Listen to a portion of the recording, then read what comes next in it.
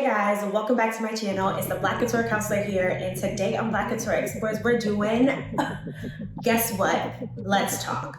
I had to take a break from the Let's Talk videos just for my own mental health, but I am back. I have a topic to talk about, and this is going to be addressing my Asian American folks, my immigrant folks, just to have a conversation, because the Black Lives Matter movement works with you as well. So let's have a conversation. So I think the first thing I want to jump into and talk about is just a little story about how I grew up. I grew up in Hartford, Connecticut. Most of y'all know that, but I would say Hartford is a very diverse place. Like, I can go to an Asian restaurant, I can go to an Indian restaurant, I can hit up the Jamaican restaurant, I can go to a Jamaican bakery, I can go wherever. When I go home, that is what I do. I'm stopping to all the places in Bluefield, Windsor, on the Ave, on Blue Hills. Like, I'm going to all these places to get the food that comforted me growing up, because I grew up in such a diverse group of people. And when I say diverse, I'm saying people of color. You're talking about your Asian families, you're talking about your West Indian families, you're talking about your Puerto Rican families, you're talking about your Mexican families, you're talking about your Black families. Like, it is well dense in Hartford. When I think about that, I think about the families who come to America searching for a better life for their families, and they come in as business owners, as tech individuals, as people in healthcare, to serve the community and to also make a better life for their kids. So I grew up going to the beauty supply store. Beauty supply stores, for y'all don't know, is where you go to get your hair care, skin care, and then we'll get a whole outfit in the beauty supply store. Those beauty supply stores are actually owned by Asian Americans or Asian immigrants.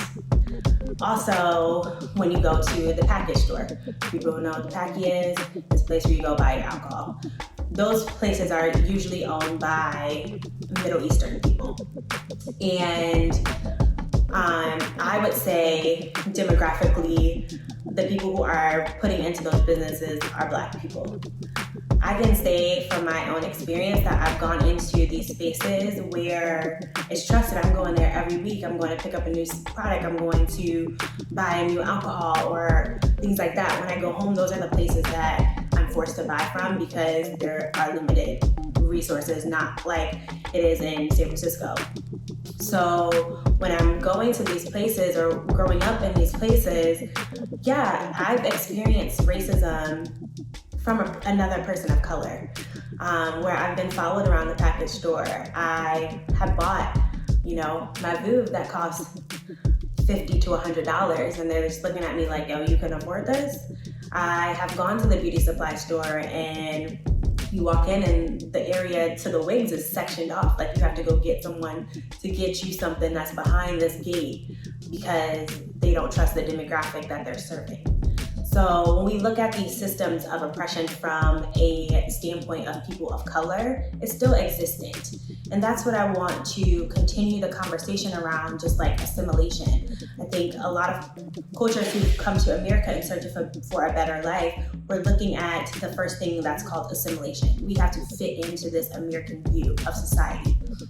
And that sometimes pushes out other cultures. We come in and we leave a lot of our culture behind because it doesn't fit the American culture. We leave behind our traditions, we leave behind our rituals, we leave behind just like the simple thing of naming a child, because we know the impacts that it's gonna have in this American culture. So when I talk about the Black Lives Matter movement, I'm talking about many families and friends that I've talked to where they're just like, my family as an Asian American and an Asian immigrant, they don't really understand what this fight is about. And I'm just like, in my mind, like, really? What? How? Sway? Because I am like, the civil rights movement is a movement that opened up for everyone of color, because we are oppressed in multiple aspects of our lives. So to hear that sometimes Asian Americans or immigrants don't have our back, you're just like, really, we fighting for y'all too. It's not just us, we fighting for y'all too. Like, we fight and we are putting a seat at the table for you as well, because we know what it looks like and feels like to have skin that looks like ours and not be accepted in places. So when I have these difficult conversations around why, it usually boils down to racism and the generational trauma that's passed down with racism. When I say generational trauma, I'm talking about, your grandmother's grandmother has told you that if someone who looks like me walks into your space, you immediately shut off. You don't give access, you don't welcome, you don't do anything like that. You see that person as bad. You see the black skin, the brown skin as bad. And that opens up this whole idea of like, okay, when I go to America or if I go to the West Indies, that I can't trust anybody. Even being a person of color themselves, I can't trust anybody. And that's like taught. That's generationally passed down. Even if it's not taught, it's passed down in the way that we move through spaces. So kids pick up on it, like you're gonna clutch your purse when you walk by a black person, or you're gonna grab so-and-so's hand and bring him in because a black person is walking by.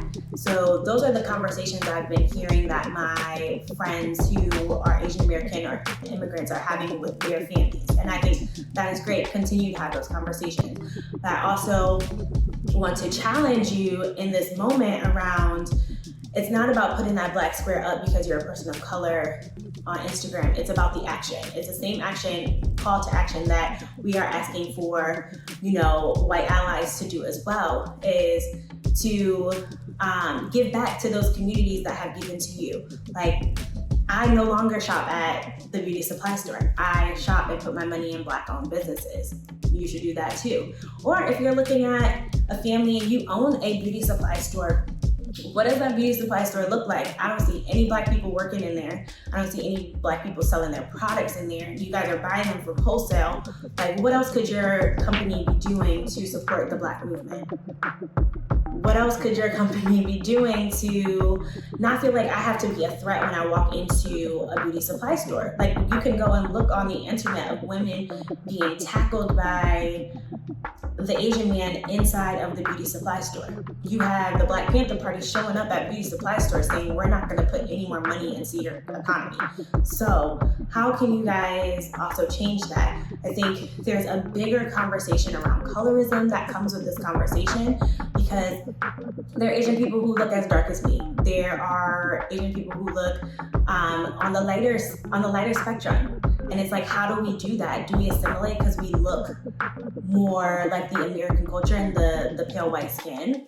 Are we not saying anything because my dad's white and my mom's Filipino? Like, are we not having these conversations? So I think it really boils down to the idea of racism and colorism within the Asian and immigrant community.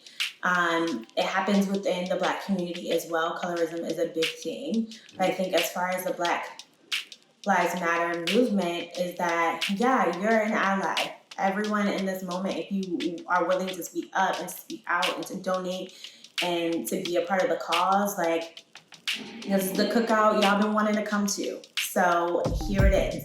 I think having the conversation, educating yourselves, looking at the Immigration Act. Like, I had looked at that today and I was blown away. That Immigration Act allowed for families to come here, families of color to come to America to have a better life. So knowing that that is the foundation of the civil rights movement, I think brings more into perspective of like how you can help, and also brings empathy to the table. So again, I'm gonna leave that here. And if you guys have questions, go ahead and comment, ask me about it. And I will see y'all next time. Bye.